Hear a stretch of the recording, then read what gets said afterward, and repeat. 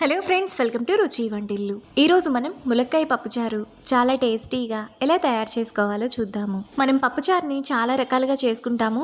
ఈసారి పప్పుచారు చేసుకున్నప్పుడు ఈ విధంగా ట్రై చేసి చూడండి, చాలా టేస్టీగా ఉంటుంది. ఈ పప్పుచారును వేడివేడి అన్నంలో నెయ్యి వేసుకుని తింటే చాలా బాగుంటుంది. సో లేట్ చేయకుండా వీడియోలోకి వెళ్ళిపోదాం.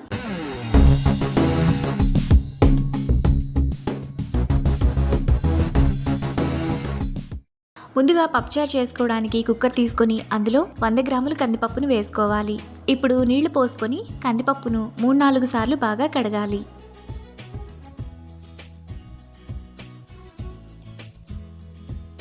కందిపప్పును ఇలా కడిగిన తర్వాత అందులో కందిపప్పు మునిగేంత వరకు నీళ్లు, 1/2 టీ స్పూన్ పసుపు,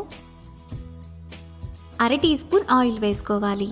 ఇప్పుడు కుక్కర్ మూత విజిల్ పెట్టుకొని స్టవ్ మీద పెట్టి 3 విజిల్స్ వచ్చేంత వరకు మీడియం ఫ్లేమ్లో ఉడకనివ్వాలి. కుక్కర్ విజిల్స్ వచ్చి ప్రెషర్ పోయిన తర్వాత పప్పును మెత్తగా మెదుపుకోవాలి.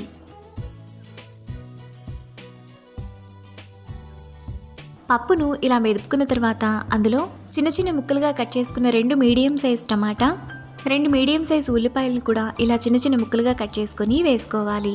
పొడవుగా కట్ చేసుకున్న 2 పచ్చిమిరపకాయలు, ఒక ములక్కాయను 3-4 సార్లు బాగా కడిగి ఇలా చిన్న చిన్న ముక్కలుగా కట్ చేసుకొని వేసుకోవాలి.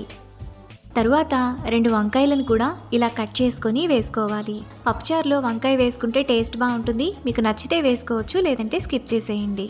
ఇప్పుడు 1/2 గ్లాస్ నీళ్లు పోసుకొని ఒకసారి కలుపుకోవాలి. ఇలా కలుపుకున్న తర్వాత కుక్కర్ మూత విజిల్ పెట్టుకొని ఒక విజిల్ వచ్చేంత వరకు మీడియం ఫ్లేమ్లో ఉడకనివ్వాలి. కుక్కర్ విజిల్ వచ్చి ప్రెషర్ పోయిన తర్వాత కూరగాయ ముక్కలన్నీ ఈ విధంగా ఉడికిపోతాయి.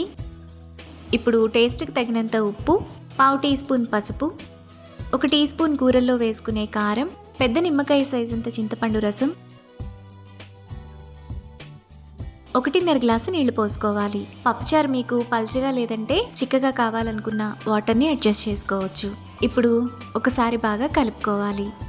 ఇలా కలుపుకున్న తర్వాత పప్పుచారును మీడియం ఫ్లేమ్లో 10 నిమిషాల పాటు మరగనివ్వాలి. 10 నిమిషాల తర్వాత పప్పుచారు మనకు ఈ విధంగా మరిగిపోతుంది. ఇప్పుడు స్టవ్ ఆఫ్ చేసుకొని పక్కన పెట్టుకోవాలి. తర్వాత స్టవ్ మీద మరో ప్యాన్ పెట్టుకొని అందులో 1 టేబుల్ స్పూన్ ఆయిల్ వేసుకోవాలి. ఆయిల్ వేడైన తర్వాత 1 టీ స్పూన్ ఆవాలు, జీలకర్ర, 1/2 టీ స్పూన్ ఇంగువ వేసుకొని ఫ్రై చేసుకోవాలి.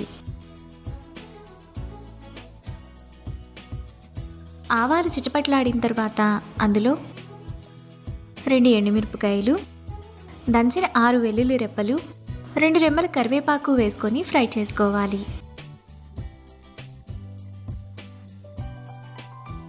తాలింపంతా వేగిన తర్వాత పక్కన పెట్టుకున్న పప్పుచారును పోసుకోవాలి. ఇప్పుడు ఒకసారి బాగా కలుపుకోవాలి.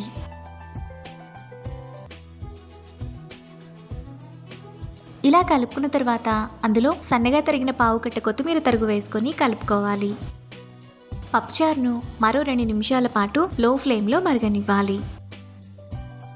2 నిమిషాల తర్వాత ములక్కాయ పప్పుచారు మనకు ఈ విధంగా చాలా టేస్టీగా రెడీ అయిపోతుంది. ఇప్పుడు ఈ పప్పుచారును వేడివేడి అన్నంలో నెయ్యి వేసుకుని సర్వ్ చేసుకుంటే ఎంతో టేస్టీగా సింపుల్గా చేసుకునే ములక్కాయ పప్పుచారు రెడీ.